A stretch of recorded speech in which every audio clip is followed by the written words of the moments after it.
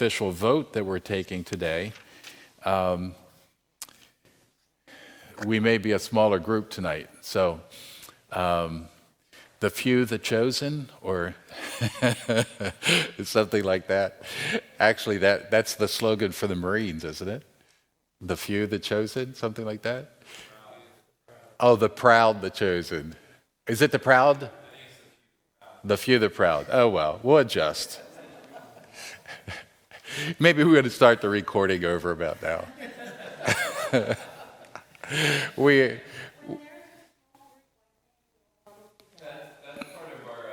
Everybody's welcome to come further front. Hi, welcome. Yes, that'll be part of the blooper reel. Yes, Esther, in terms of asking people to come forward, I have on moments of weakness sought to fight that battle, and over a number of years of pastoral ministry have chosen that that's one I probably won't fight a whole lot.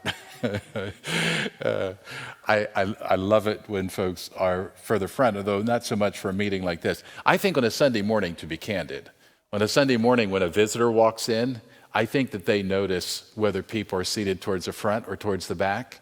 And to me, it communicates pretty clearly a sense of enthusiasm. I'm in. So further front, I think it communicates, hey, I'm in on this one. So. I mean, the people then that sit in the back, you wouldn't label them that way, that they're not in it? It's not that I wouldn't label them, it's my perception that other people don't label them that way. It's not, I mean, I had some of the most faithful, in fact, probably the man who volunteered more hours and more energy in the 11 years that I was at Mount Vernon. He always sat in the back row. And he was an elder many of those years. He would not move. I tried private conversation. I bet he said to people, don't you sit in my pew? No, actually he didn't. But he got there early, and so he had the prerogative of catching that back seat. And now, he said it's because for some reason he could hear better from the back row. So, I mean, what can you say? Yes. Hey, I would like to share with you to begin here, and if you have your Bible, you can open it up to John chapter 17. But I have been challenged by a question, and the question is this. If this is on your heart, Jesus, what can I do to cooperate with you in seeing this passion of yours fulfilled? So you got the question. If this is on your heart, what can I do? Is there anything specific I can do? Do I have 5 loaves and 2 fish? I can't feed the 5,000. But do I have something to contribute to this being fulfilled? And it's in John chapter 17, verses 20 through 23. May even go a verse further. So let me read John 17, 20 through 24. I pray not only for these, referring to the disciples, but also for those who believe in me through their word. Which, by the way, how many of us have believed in the word of Jesus through the words of the disciples?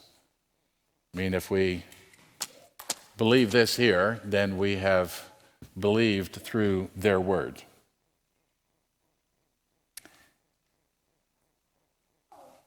May they all be one as you, Father, are in me and I am in you. May they also be in us so that the world may believe you sent me. I have given them the glory you have given me so that they may be one as we are one. I am in them and you are in me so that they may be made completely one, that the world may know you have sent me and have loved them as you have loved me. Father, I want those you have given me to be with me where I am, so that they will see my glory, which you have given me because you loved me before the world's foundation. So, I don't know about you, but when I read that passage, it's sort of a staggering passage. because you look at the scope, the significance. We all want, we agree with God's desire that no one would perish. So we want to see people know Christ. And Jesus very clearly says, may they also be in us so that the world may believe you sent me. And then verse 23, so that they may be made completely one, that the world may know you have sent me and have loved them as you have loved me. Aren't the stakes pretty high? I mean, does it strike anybody else we're talking about really high stakes? We're talking about Jesus himself saying that if we are one, the world will look at us and say, the Father sent Jesus. And he must be for real. So that the world may know you have sent me and have loved them as you have loved me. And so the question that I have been living with is this question. If this is a passion on Jesus' heart, if having us be one is a passion on Jesus' heart, and by the way, would anybody have any question about that? I mean, is there any question that that's a passion on Jesus' heart? What do you think, Linda? It's pretty clear, isn't it? His prayer is obvious. His prayer is obvious.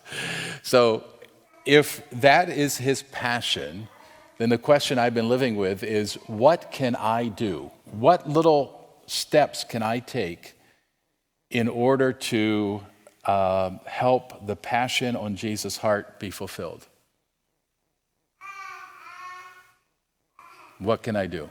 What step can I take? And it's interesting because that intersects with all kinds of things, including in church life, doesn't it? Well, that's the devotional thought for this evening, and I invite you to join me in just letting that one stay on our back burner, if not our front burner all day long. At least let it be simmering and asking God to speak to us in light of that. So let's pray together.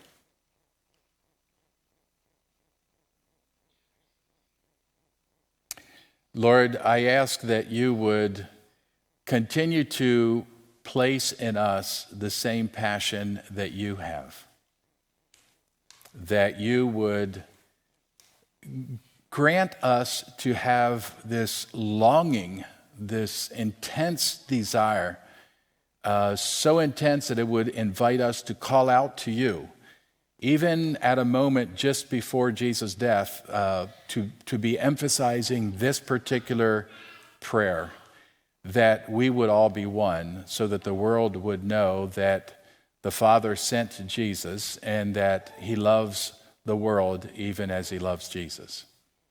So I pray, Lord, that you would show me and that you would show us what we can do on a daily basis to contribute to this passion being fulfilled.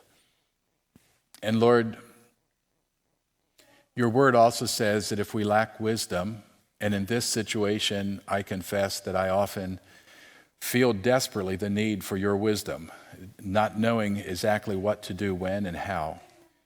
But your word says that if we lack wisdom, we're supposed to ask, and the condition is that we believe that you will give it to us. And so we ask, Lord, for wisdom in knowing how to partner with you and invite you to show that to us. And Lord, we pray that this evening that you would guide us through this time as well in such a way that it can make a significance to the life of the church in the days ahead. We pray this in Jesus' name. Amen. Okay, hopefully you have an agenda. If somebody does not have an agenda, wave your hand or something, because Shane will see that you got one. Is that right, Shane? Yep. So, we plan to record this evening's meeting and post it online for those unable to be present. Let me make a comment that there may be times, and one of the reasons why we don't live stream this is that there may be times where it simply seems that we're not just relating to transparency, but if you think of a family, it's good as a family to be transparent, right? But would you also agree that sometimes in the midst of our living together as a family, there are some conversations that you wouldn't post online? That while transparency is of great value, sometimes family privacy is also of value. So we make a judgment call after our meetings as to what we will do. But just to let you know that the intention is to at least be able to post it online. So, and we also just want to remind everybody of that just so that they're aware.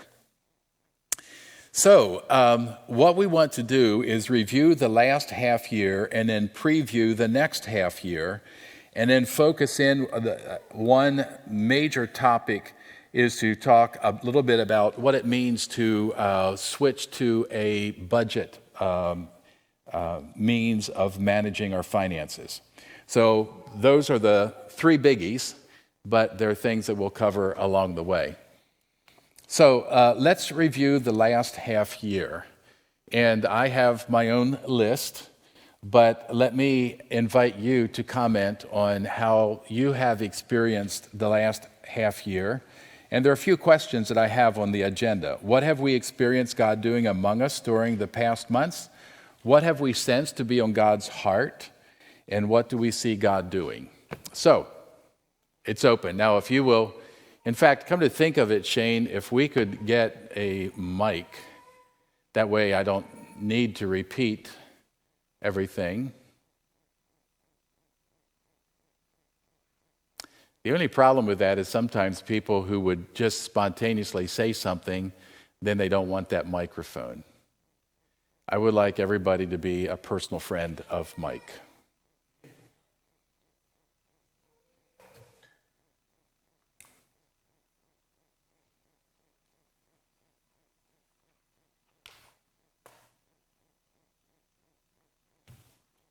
Brad. Yeah, just from just thinking over the last half year, just from the Sunday school end of things, just within the last year, we have had that many children back there. We have had to add another class to be able to handle the number of children coming, and it's pretty incredible because just the other Sunday, I wasn't here, and Merv was texting me wondering where all our chairs are because we were flat out of chairs. And we are now actually looking again at splitting at least one more class or two more and adding another class or two, just because we had that much participation going on in Sunday school. So it's exciting. So yeah, that's just a lot of stuff that's been going on in that end of things just within the last half year or so. Others? I'll just speak. One thing that I've seen in the last half year is a growth in, how can I put this, the worship team would be, I just really see Kyle and Lauren put a lot of effort into that, and it's really blossomed, I think. I was talking to him on Sunday, and he said that last Sunday they weren't leading, and it was the first time him and Lauren had been able to both be at church, sitting in a pew together for the first time in 18 months, I think it was, that they weren't necessary. And so that just shows that that God is bringing people in with giftings that can lead us in worship. And I'm excited to see that continue to grow and worship flourish here at Honeybrook. I was actually choosing not to say that, but if there had been a long enough silence, that's what I probably would have said. It really is visible, and it's just exciting. I agree. It's just really exciting to see. Vernon, I'm sure you'll still be willing to lead someday if asked, just you and the guitar and the Holy Spirit, but I'm sure you also are glad to see this, aren't you? I am. I really Others reflecting on what you've seen God doing, reflecting the last months? I just thank God that we have come this far through COVID, and we've been blessed And also the little tags that we've made turned into name tags because we needed to know the people's names that God has brought here. It's been a real blessing. Mm-hmm. Yeah, I have to admit, we never thought about the usefulness of the names on the name tags, but that has been a blessing.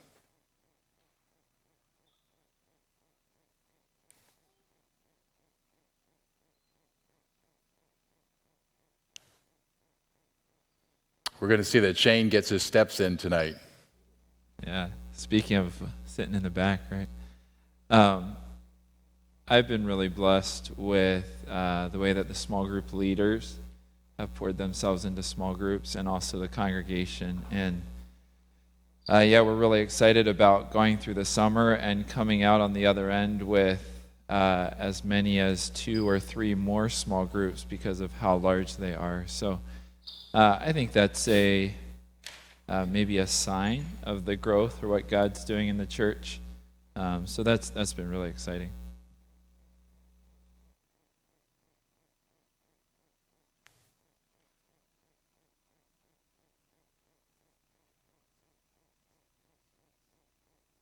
Other reflections?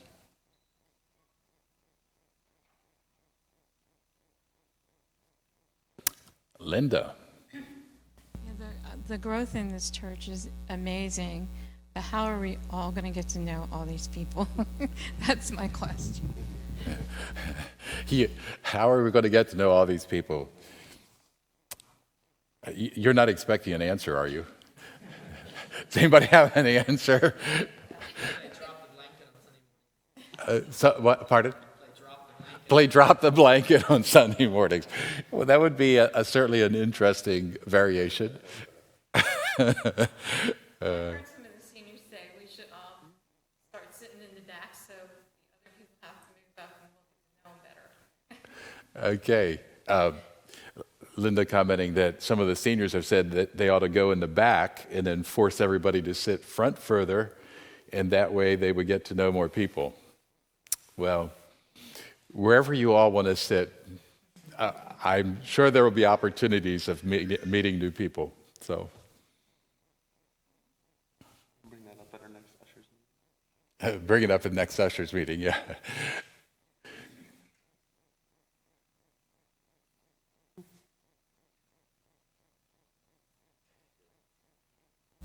Talk about the ushers, I'll comment on them and compliment them because I just think we have a great ushers team, and we have 4, I think, right now. Lance is our lead usher, so if there's anybody that, like your comments, Linda, Lance needs to know that, and if we need to mix it up a little bit more, why we need to know that, So if that's really the way that the seniors feel. But I think the ushers are doing a wonderful job. It's 7? 6, okay? And we're always open to growing it. Yes, I've been blessed by the ushers as well, and always ready to pitch in.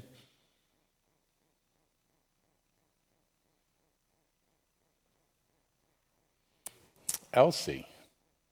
Scary for me. I just think it's really, really amazing and awesome how There's your helper beside. A suitable helpmeet, huh? how after your series of that release and restore and forgive and all that is when we saw a lot of growth in the church, a lot of new families coming in. I just think that's really, really amazing how that worked. I hadn't connected those two things until someone else a few months ago commented to me and said, it was especially after that time where that Sunday we had that prayer of gratitude, release, and blessing. They said it was pretty much after that series, but that message in particular and that prayer, that we started seeing people coming. That was quite unexpected. So those are things that you maybe can't prove, but If it smells like a rose, it probably is a rose. Other reflections?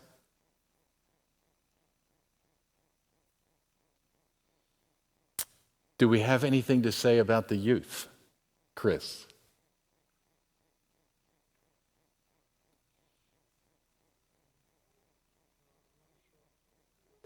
Let me ask you a question or two then. Give him the microphone. You're not afraid of carrying that microphone, but you usually put it in somebody else's face, right? Most of the people here probably don't know, but you and Bev and some others felt that God wanted you to have a particular focus or theme in the studies with the youth, as the youth met. And you have had some interesting experiences. Could you say a little bit about that? Yeah, so we started in the beginning of the year. We felt Bev and I felt God was leading us to start a series of Bible studies about walking in the light, like out of 1 John. You know, Chris, since I know you, the people would be able to see even better if you stood up and turned around. We started a Bible study series about walking in the light and what that looks like, and we wanted to talk about things about depression, anxiety, sexual purity, and things that a lot of young people today face, and oftentimes they feel stuck and they feel left alone and in the dark. And it's been really, to me it's exciting because I love talking about problems. I love, I don't know, there's just a significant power in walking in God's light. And when you shine God's word and his truth on these topics, I don't know, good things happen. And we had a few different people share. I shared a lot of my personal testimony. And Josh and Emily Aziza came and shared their story. It was just powerful.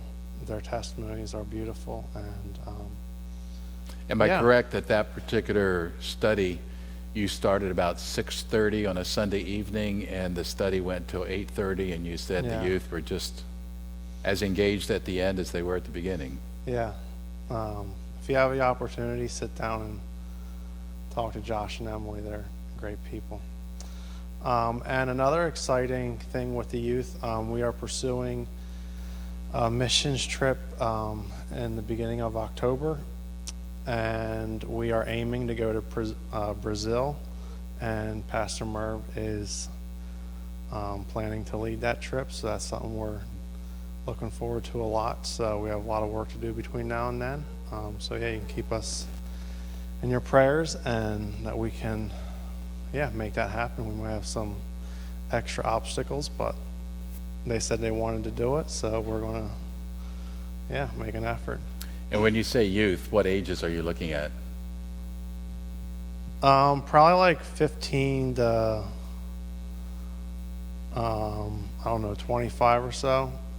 Merv was just like we asked if we should try and limit the group size, and he was just like, well, I know you asked if you go up to maybe 18 or 20.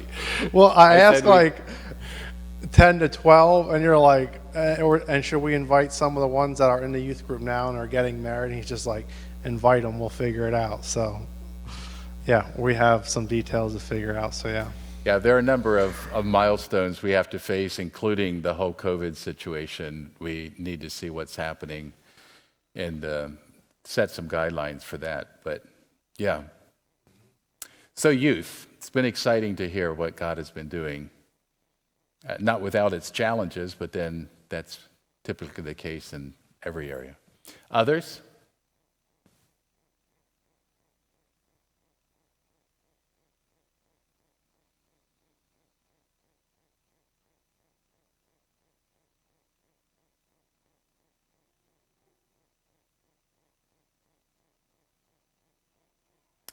A couple of other things. The amount of rental, which is reflected in a couple things. First of all, the income that was projected at the beginning of the year, the income that was projected through the entire 2021 year, I think has already been reached or very nearly reached, which we don't know what will happen. Because of COVID, some homeschool groups have been using the buildings here in ways that they might not in the fall, depending what the regulations are at that time. But the bottom line, nevertheless, is that basically the budgeted income for the year has already been reached. And so we're able to extend that. Of course, what that also means is that there are more people who are being blessed by using the buildings here. And so that's a wonderful thing to be able to see the way in which the property has been a blessing, not just to us as a church, but has very much been a blessing to others. And we're going to move on very quickly, but anybody else want to comment as to something that you sensed God doing in the past months, maybe a specific something?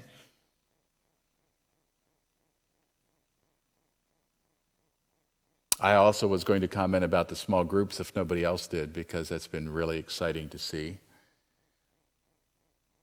A few other things. I, again, am so blessed by the way people pitched in and the trustees planned and orchestrated the deep cleaning. So I know that in one of our core values, it talks about embracing the deep truths of God's Word. I didn't know that that included deep cleaning of buildings, but apparently those two go together. But yes, I tell you what, a ton of hours and work took place, and that's just wonderful. Grateful for the volunteering that took place. Anyone else?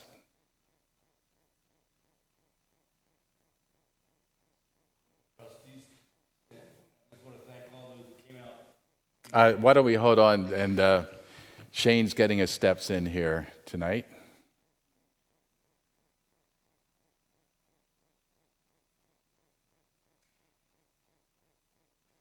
From the trustee standpoint, I don't know if John or Dave are here, but yeah, last night we had a work night here, and we mulched and also seeded grass where the retention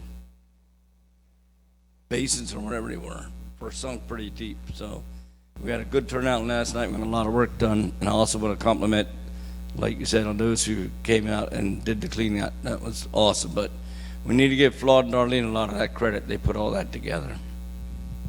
Great. Well, it's been good to see you trustees and the way you have worked together, because, Flawed's the trustee, and you are, and John King. So, anyone else? I also, if we look back over the last 6 months or so, we also did the yearly appointment cycle. And last year, we sought to be very careful to follow due process.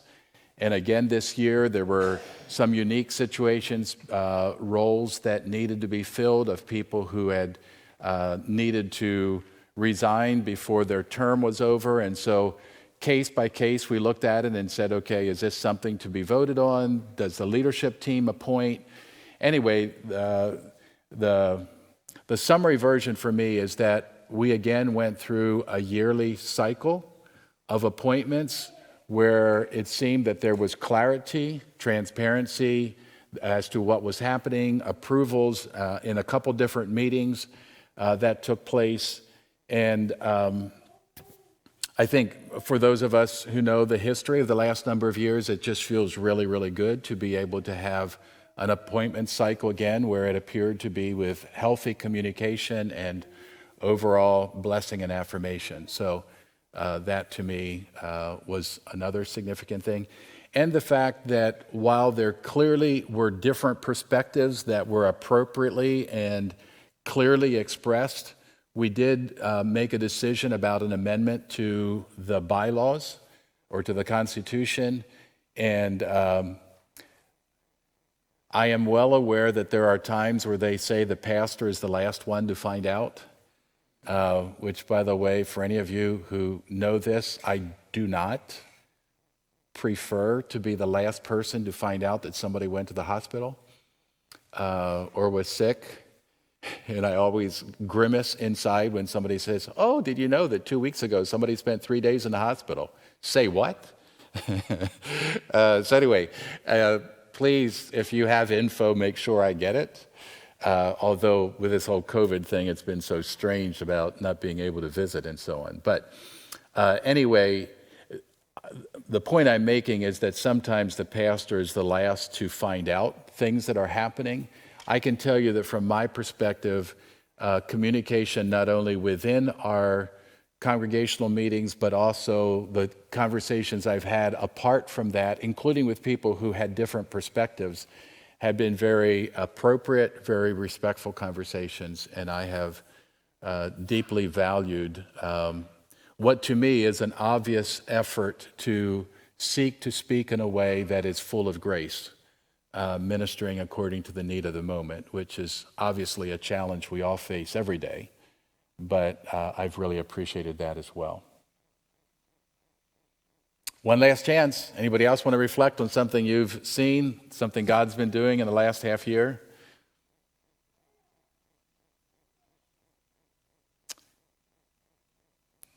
You know, doing something like this around the supper table with our family might be a good thing to do too, you know?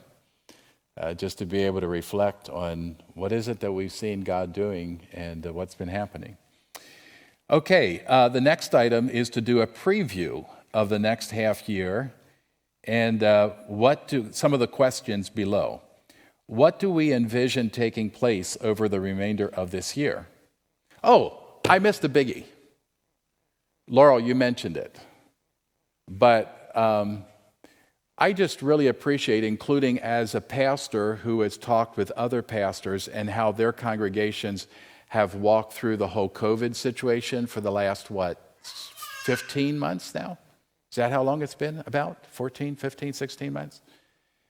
Anyway, I just want to say that I am very grateful for the way in which we have been able to collaboratively work together and try to find our way in responding. And I, for one, would not want to project the decisions we made on anybody else. In other words, I wouldn't want to tell another pastor, another church, you should do it the way we did it. But I am grateful for the way we were able to work through and in what has felt to me to be a way where we have sought to be honoring. And I think the term I came up with way back at the beginning is walk in faith, not fear, live in wisdom, not presumption. And so I think we've tried to find our way, and there would be some who would look at us and say, well, maybe that was fearful, and there would be more who might look at us and say that was presumptuous.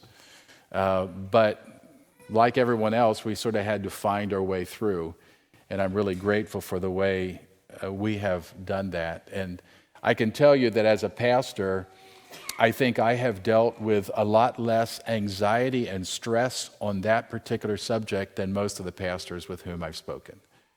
That it has seemed as though God graced us to walk through that fairly well. Of course, let's keep walking in humility because we still have some journey ahead of us, right? Okay, preview. What do we envision taking place over the remainder of this year? What do we sense is on God's heart for this time? How can we cooperate with God in this? What actions might we take? What attitudes would be helpful for fulfilling what is on God's heart? So we're looking ahead, and let's just look at some of the summer events. I have a list here of things that I came up with as a starting point, but let's walk through these and you can add as well. Summer events coming up. Help us out. Let's go chronological. Bible school, right? Is that the first? And Bible school dates for that. June 20 through 24. There you go. June 20 through 24. Bible school, and that will be held where? Right here. Okay. Very good. Are children welcome? Yes, they are. Good. I forget here. Do they have Bible school for adults? Okay. Okay, they have in the past, they don't this year. Okay? And then we have what? Canoe Trip this year is planned, the canoe trips are planned for August, right? So if we're going chronologically, then we go to girls' camp? Okay, day camp is what? The week after Bible school? Okay, June 28th through July 2nd. Okay? And that is day camp. And day camp will be held where? Impact over in Elverson, which is where Action Impact.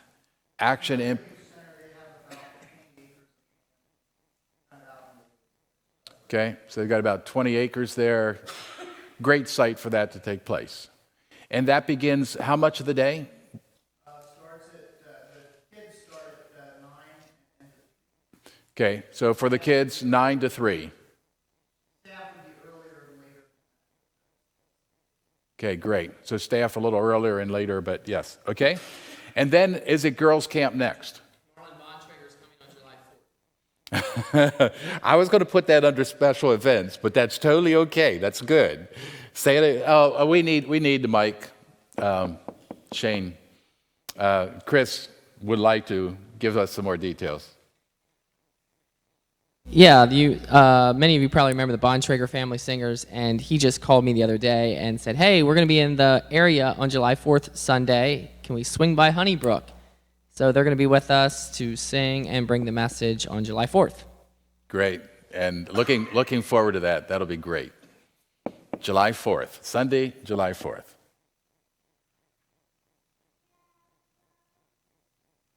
Okay. And then it's girls' camp. Okay. And July 12 through 16. Okay. And then it's the week after that is boys' camp. Is that right? Camp Andrews? I'm sorry? 19 through 23rd. Now,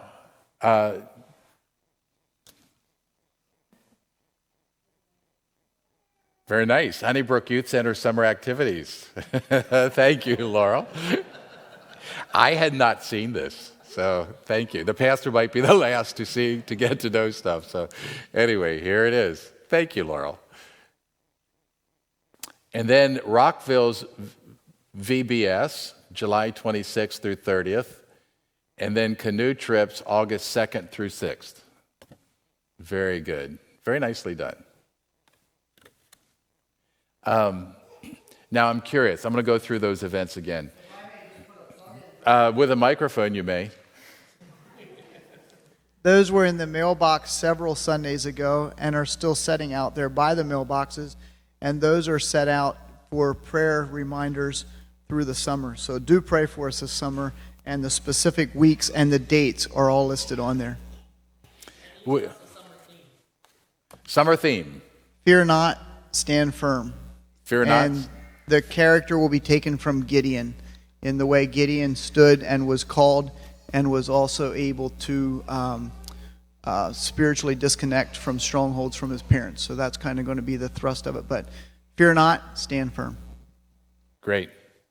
Good. So I want to just run through these events real quickly. How many of you are participating in VBS? Okay. Do you still need more people, Jason? Need more people. Okay. Can they see you about that? Okay. And you don't mind if they volunteer? You don't mind at all? Okay. Very good. Day camp. Who's participating in day camp? Merv. Okay. Do you need more people? Okay, very good. July 4th. Who's going to be here July 4th? Bontrager family. Well, if you were uncertain, that should have removed all uncertainty, right, Chris? All uncertainty is now gone. Girls' camp, I'm curious. Boys' camp. Rockville VBS, anybody helping out over there? Okay, and canoe trips. Who's in charge of the canoe trips? James and Lyndon, okay? Very good. Summer events coming up. There you go. Small groups during the summer. I think that, Brian, you already commented on the hopes for what would happen this summer is that we would be prepared to have another 2 or 3 small groups in the fall. Is that right? That's pretty much what we're praying for, dreaming of, working towards. Another thing happening over the summer is the pastoral discernment process. And some of you, if not everybody, would know that the pastoral cohort is formed by 4 couples. And those couples would be Lance and Michelle Fisher, and Shane and Susanna Huyard, and Merv and Juanita Petersheim, and Hans and Annie Yoder. So we met as a cohort for the first time last Thursday, and tomorrow evening we will meet again. And for your prayer purposes, our default mode is that we will seek to meet on a weekly basis on Thursday evenings. So for the folks who are part of the cohort, and again, in case you aren't aware, the cohort is formed by 4 couples who have said, we sense that God may sometime, somewhere want to use us in pastoral ministry. If it were affirmed, we would consider serving here and now with Honeybrook. And we want to do this in a collaborative way so that we all can grow, again, so that we can fulfill God's call, whether it's here and now or sometime somewhere. So anyway, we are meeting together. We're targeting every Thursday evening except the 3rd Thursday evening of the month where there's a scheduling conflict with Shane being a board member with Honeybrook Christian Academy.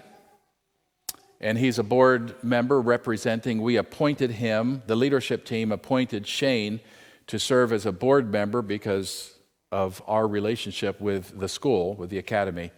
And so we're going to plan to do something around that, which probably will mean that week it's possible that the guys will get together somewhere, maybe for breakfast, and the ladies will probably get together sometime during that week. So that's sort of the default plans. We have worked through some of the sort of the practical logistics. Can you imagine a group? Because not only is it the cohort, which would be these 4 couples, but then Laurel and I, plus Flawed and Darlene and John and Bethel Lewis, form the recommendation team, and we're meeting with them as often as our schedules allow. I intend to meet with them every Thursday that I'll get into that in a moment. But so anyway, the point is that the recommendation team members are also going to be meeting with them whenever that seems to work in their schedule, and most of the 3 of us couples can do it most of the time. So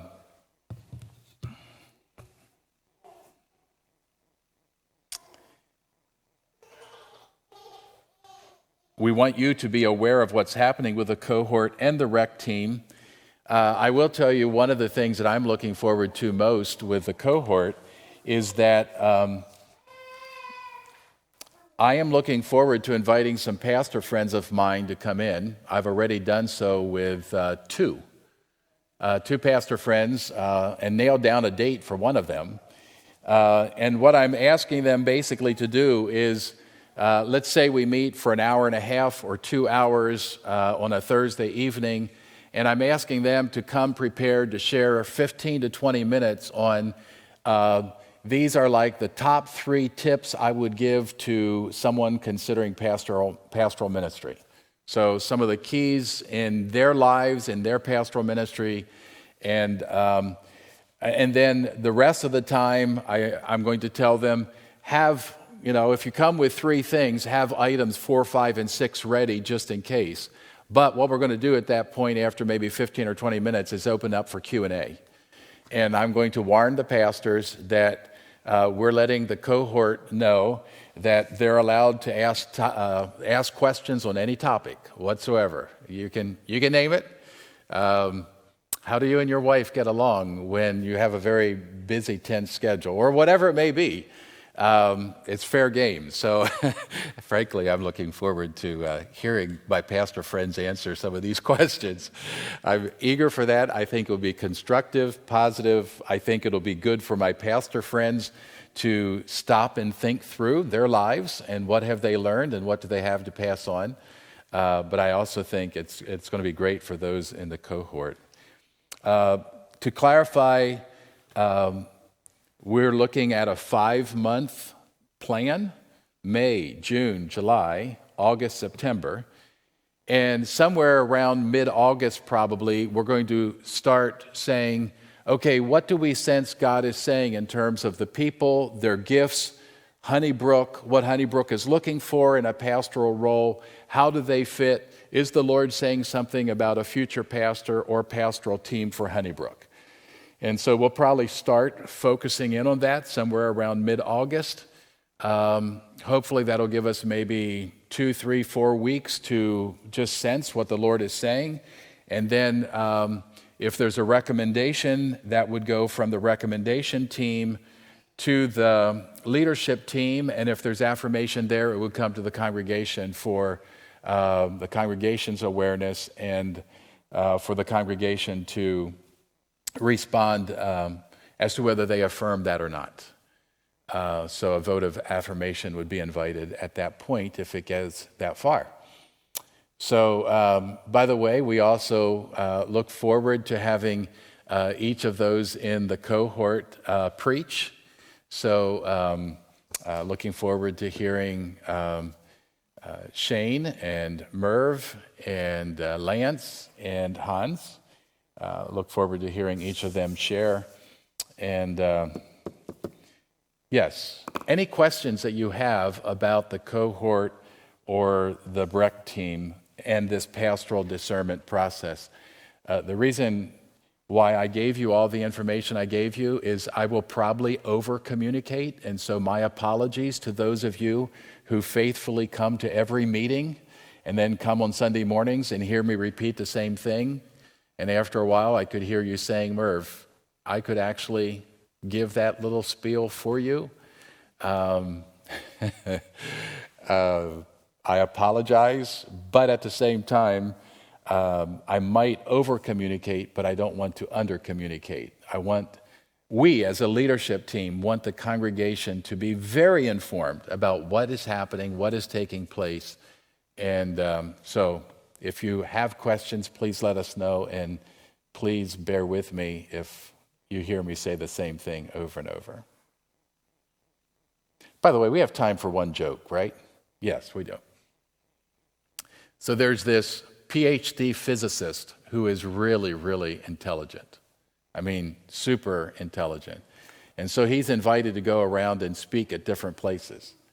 And he was really, this special guy, and so they got him a limousine and a chauffeur. And so this chauffeur would drive him around to all of these different places to speak. Well, the guy was really intelligent, but he gave the same speech everywhere he went. Everywhere he went, it was the same speech. And the chauffeur would usually sit in on the meetings, and one time they were chatting as the chauffeur was driving the physicist around and going to another appointment, and the chauffeur said, sir, you say the same thing over and over. I could give your speech for you. And the physicist said, you think you could? Why, yes, sir, I think I could. I tell you what, tonight you're giving the speech. Okay, I'll do that. So the chauffeur gets up, and in the back of the room is the physicist disguised as a chauffeur.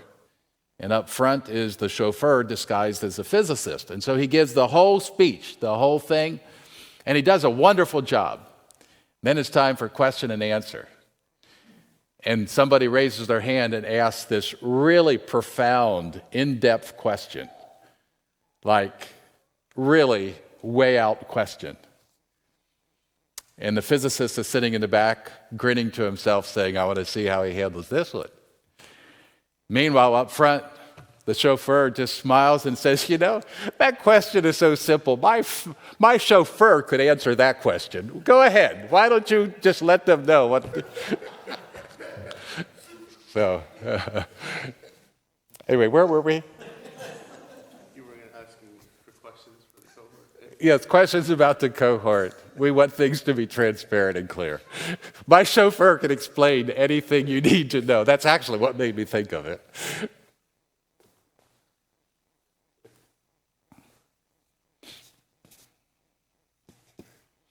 Okay. Very seriously, we welcome prayer for each participant. And also, this is a unique plan, a unique strategy. I've never heard anybody doing a pastoral discernment exactly like this. So we really are counting on God's wisdom and really inviting your prayers. Okay, the next item is planning for 3 or 4 weeks that I intend to be away. So the surgery that is scheduled for me is scheduled for June 8th. That's a Tuesday. 3 or 4 days prior to that, I'm to have a COVID test. And the COVID test, between the COVID test and surgery, they have this list of extreme caution that I'm supposed to take because they don't want me to get COVID between the test time and surgery time. That makes sense, right?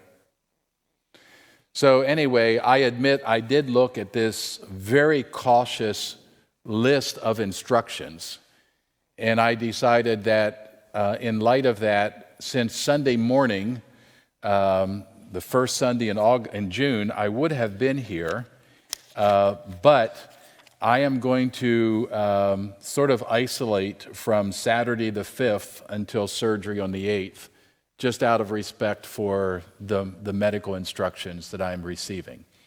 So I will, in essence, be away from the 5th of June until they said probably 3 weeks following surgery. So I will probably be gone all the Sundays in June.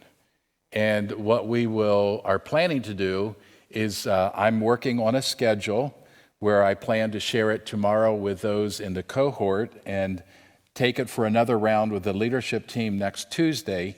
But we're planning to have some of the elders preach and also a couple of the cohort members preach in June. So we'll probably have 2 of the cohort members preach in June and 2 elders preach, just sort of alternate the Sundays that way. And then July 4th would probably be the first Sunday that we're back, and we're going to have the Bontragers. And then for the next 4 weeks, we'll probably again alternate, where I would preach a Sunday and somebody from the cohort would preach, and then either I would preach again or an elder would preach, and then somebody from the cohort. So that would take us into the first Sunday or second Sunday of August. Then we'll decide what we do as we go farther along in the summer. By the way, we are working at having people cover different areas. So there's going to be a point person responsible for Sunday mornings while I'm away. There also will be a point person for leading the cohort while I'm away. My understanding is that I'm not restricted from talking on the phone for all 3 weeks.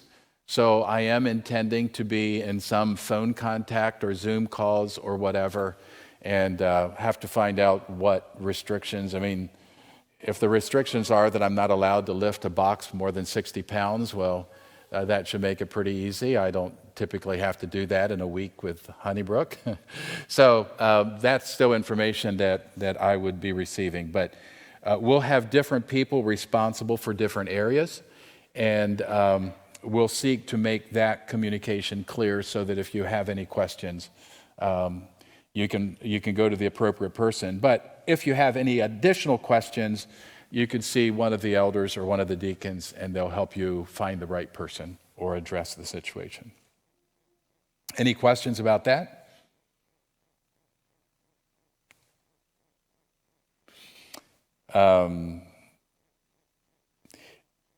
Now, the next item I have is the interim pastor role. We have talked about that at different times, and as of yesterday morning, we have a default sense of timeline, and that is that my 2-year commitment would be up at the end of September, but we mutually affirmed yesterday in the leadership team that the default is that I will be with Honeybrook through the end of October. And if it's helpful to provide a more effective runway or entrance ramp for the new pastor or pastoral team for me to extend beyond the end of October, that I'm willing to essentially stay in the same job description through the end of the year. But for whatever reason, if there is interest in anything beyond the end of the year, I signaled 2 things. One is I'm very open to talking about some connect point beyond into the new year, 2022. At the same time, I am not available beyond the end of this year to have the same job description I have now. In other words, if there would be any connect, if there would be some reason why it would be valuable to say, go till the end of February, and that will provide opportunity for a healthier transition to a new pastor, that may be fine, but as of 2022, that would involve a different job description for me. So some of the things that to me are more administrative, I would be saying, thank you, been there, done that. I think for my timeline in life, those duties will be finished and I'll be focusing on some other things. It doesn't mean that I'm not available for some connect. It just means that anything in 2022 is a very different job description. So I can be the elderly statesman with gray hair who sits around and seeks to dispense words of wisdom or something, but not the administrative roles and so on. So be a whole different thing. Any question about that? Some of you are just looking at me. I'm not sure if you're looking at me like that made sense, or were you speaking Portuguese?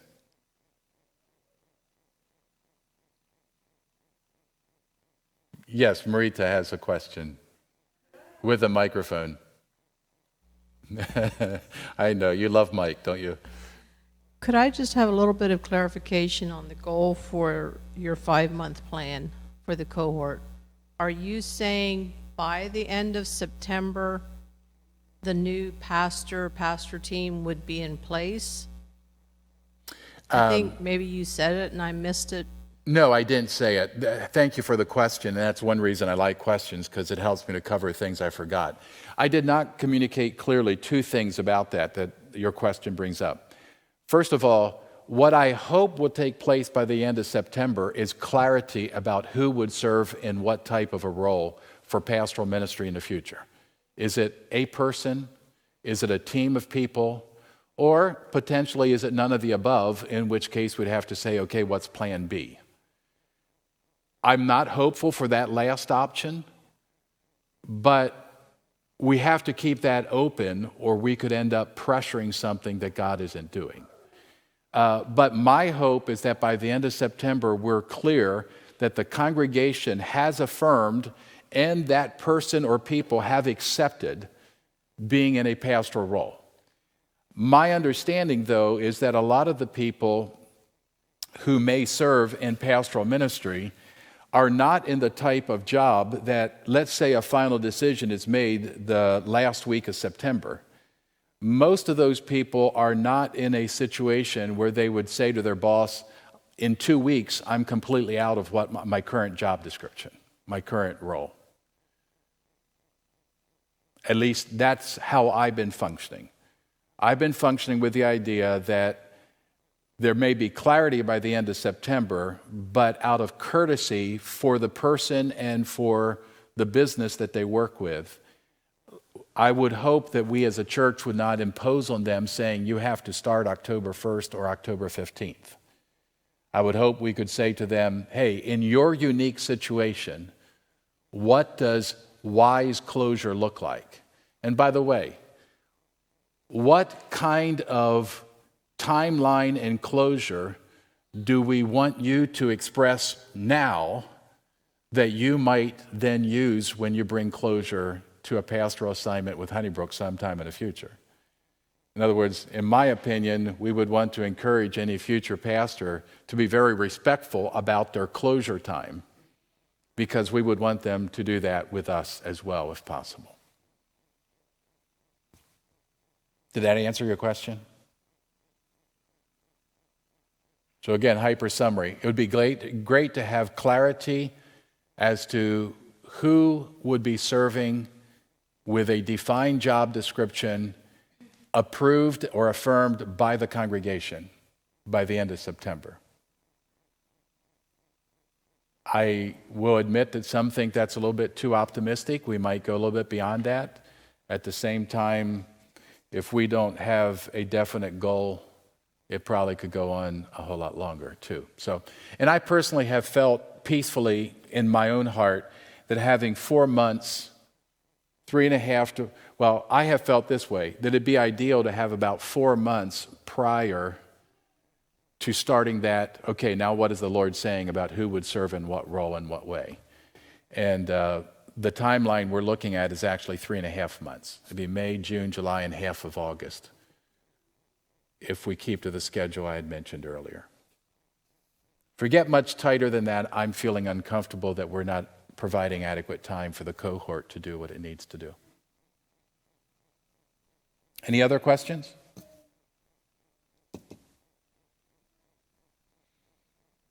So we already addressed the next one, timing for potential new pastor or pastoral team. We covered that. Special events. Thank you, Chris. You already got us started. Bontrager's on July 4th. Are there other special events that you're aware of?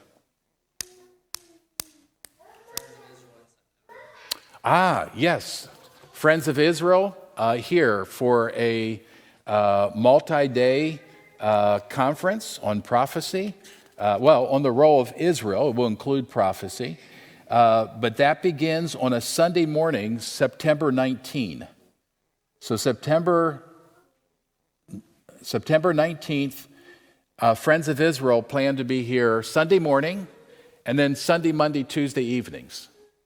So Sunday morning, Sunday, Monday, Tuesday evenings. Okay? Friends of Israel. Thank you. Other special events? We need to reset the receiving of new members. So that's something we need to do as well. Church camping. Yes, August 13, 14, and 15. What else?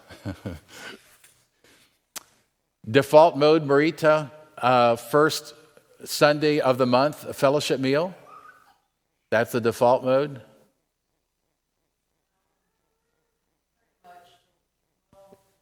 The point is, it's flexible if we need to. That's the default. Okay?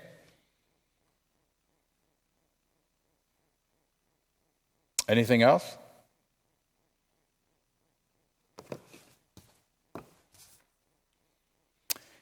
And something else that's happening is that the finance team has been working to move to a budget way of addressing finances. And so that's the next item that we wanted to cover. And Leon was not able to be here, so it's not like we're going to take a ton of time tonight because we really want Leon as chair of the finance team to be able to participate. But we would like to just take advantage of this evening to just describe a little bit more what it's like to work with a budget for Honeybrook Church. So, Chris, I'm going to give a brief explanation, and then if you want to jump in at any point after that as well. One of the ways that we tend to function as a leadership team is that there is a person from the leadership team, either pastor or an elder or a deacon, who is appointed to connect with each ministry, with the leader of that ministry. So, for instance, Brian is the connect person for Sunday school ministry, and I am for the youth. So you can, anyway, Chris is filling in at this point as that point person with the finance team. That's why I was asking Chris to jump in if he would like to add something. Basically, here's how we have functioned in the past. We have different things, different areas of church life or missions that we want to give to. And so we announce in advance, next Sunday is going to be for such a purpose. We're going to give for this missionary, or we're going to give for general needs. We're going to give for alms, give for pastoral support.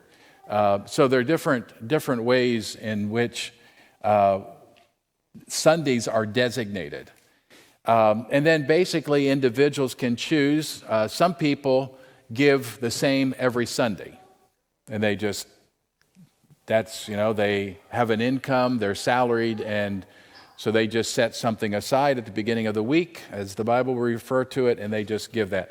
Others do choose to give to what is more on their hearts. The budget process works differently. In a hyper summary, the budget process means that you give not to a particular project most of the time. You give into a general offering, and then that general offering is budgeted for those different categories. So you have the same categories that you would have had on Sunday morning offerings, except more detailed, because you break it down and you basically say, okay, if our projected income for the year is this 100%, then 3% goes to this, and 12% goes to this, and 8% goes to this. And so when I give $100, that $100 goes into a general account, as it were, and then of that $100, $3 goes over to this part of the budget that is designated as 3%, and $12 out of that 100 that we gave goes to this, and $8 goes to this over here. You get the idea, right? Now, the question that can be asked is, does that mean that as a congregation we can't communicate what we would view as a priority for our giving? The answer is no, it doesn't mean that, but you have to do it in a different way. So the first major way is through giving input into the budget process. So just to let you know, the preparation for beginning a budget, to use a budget, which we have brought to the congregation before, and did we not? Wasn't there a vote that approved in concept moving that way? But we weren't prepared to begin that at the beginning of 2021. I figured we wouldn't be able to do it until the beginning of 2022. But the finance team and Chris have been working together on this, and it really looks as though we can begin July 1st. And so that's what we're targeting. Maybe it'll be August 1st or September 1st, but that will be good because it'll give us a runway to get ready for 2022 for using the budget for the entire year. Now, There are a couple of ways in which you can give input. First of all, in August, we plan to contact Brad, for instance, contact the Sunday school superintendents, and we intend to say, what do you perceive to be the budget needs for the entire year of 2022? Now, you have to keep in mind, this is going to require some discipline and some work, because we'll be asking 5-6 months maybe before the beginning of the new year. But we'll be asking you to project 2022, what do you see as your budget needs? And we'll do that with everyone, trustees, alms, pastoral support. And so the finance team will be responsible to gather all of those responses, look at the projected income. Usually the responses might be a little bit more than the projected income. So where are we going to have to trim? We need to have a net zero sum here. In other words, unlike some institutions, we will need to see that we actually meet our budget. So anyway, they will do an initial draft of a budget. Meanwhile, the leadership team will have also given some input, and that is to say, in the next year, we feel like God wants us to especially emphasize small group ministry or whatever, starting a new Sunday school class for community children, and that so whatever. The point is that the leadership team will say these are a few priorities. Those will be given to the finance team as well. So the finance team will take all of this information, they'll come up with a draft of a budget, they'll show it to the leadership team, there'll be some feedback, they'll do draft 2, might go back to draft 3, and then it would come to the congregation and we would invite your reflection, we would give you time to look at it, give you time to consider it, and then an opportunity to vote affirming. So if you're saying, do I, as a member or as someone who contributes financially, do I have input? The answer is yes, through an organizational response or simply for input when we bring it to the congregation for a vote. Ideally, that vote would take place in November, at the very latest in early December, so that it can then be effectively implemented as of January 1st. Now, I said there are 2 primary ways that you can influence. One is by entering the budget formation process for the next year, both by representing a ministry or by simply giving input. Okay? Here's the second primary way you can give. The leadership team will designate some accounts, not all accounts, but will designate some accounts that are eligible for designated giving.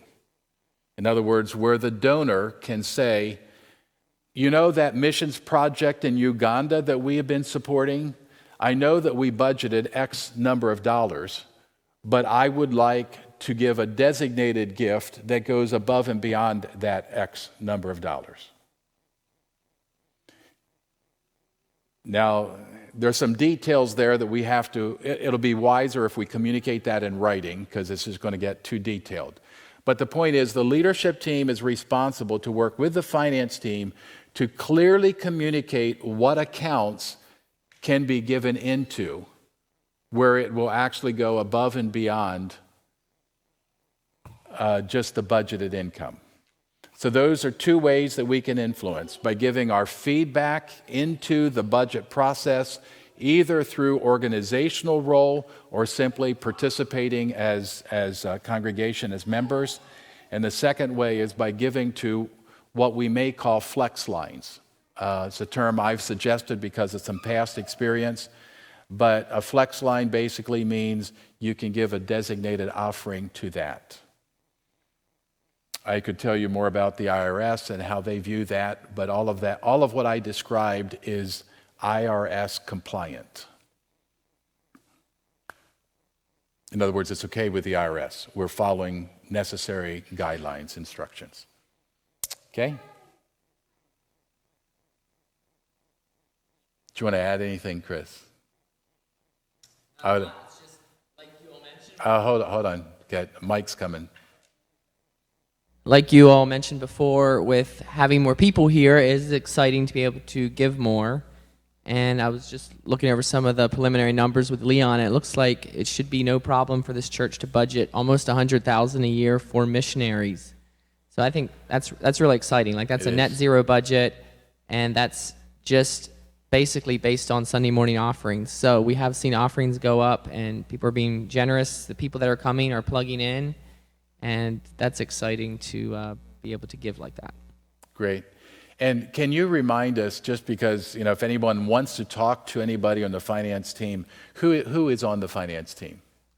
Right now it's Leon and Ivan, and Marita is the secretary on that committee, but also very involved. And at some point, we will appoint another person on the finance team, but that's currently. The leadership team, Vernon, you can tell me if I'm right, but the leadership team yesterday, I think, was just really blessed by the work that has been done and impressed by the quality of work and the level of preparation for making this adjustment. And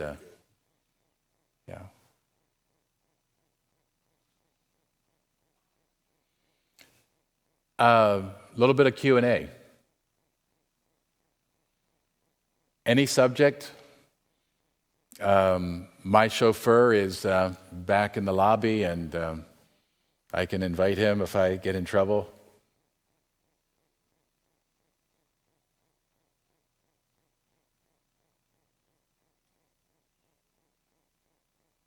Here it says new members. Did I miss it, or did you not say anything about it? I said something in passing earlier, and all that I said was that we need to set a new date for receiving members because the date we had didn't work.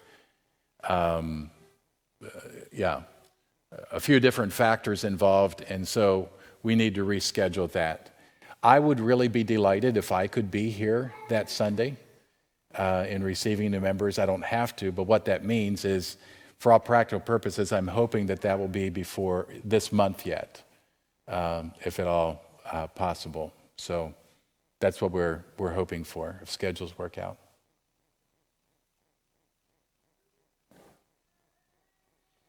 Other questions?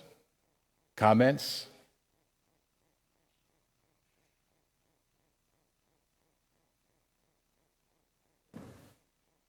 There has to be a question. And I can see some very wide awake person saying, yes, question, may I leave now? You didn't think about that, Chris, did you? Okay, well, I'm delighted because I want to get out of these meetings, if at all possible, by 8:30. We should be able to do that, but here's what I like to do. I would like if we could just cluster in 3 to 5 people, and a ton of information, just a lot of different things. By the way, I told myself that I wanted to remember as well. I want to reaffirm our purpose mission statement again today. And how many of you know it by heart? I tell you what, I need to work on that more. We need to be able to say that by heart. We exist to... Okay, let's try that one again. We exist to... by... being and making disciples. Okay, so that's simple enough. Can we say that much together? We exist to glorify God by being and making disciples in our families, our Honeybrook community, and beyond. That make sense? It's pretty easy, right? We exist to glorify God by being and making disciples in our families, our Honeybrook community, and beyond. So, tell you what, we will close by having these little prayer huddles. When you're finished with prayer in your huddle, you're welcome to go. Thank you for being here. If I were an elementary school teacher, I would definitely give a gold star for every one of you, and a lollipop as you go out the door. Thank you so much for being here. And if we could just huddle up and have prayer, that would be wonderful.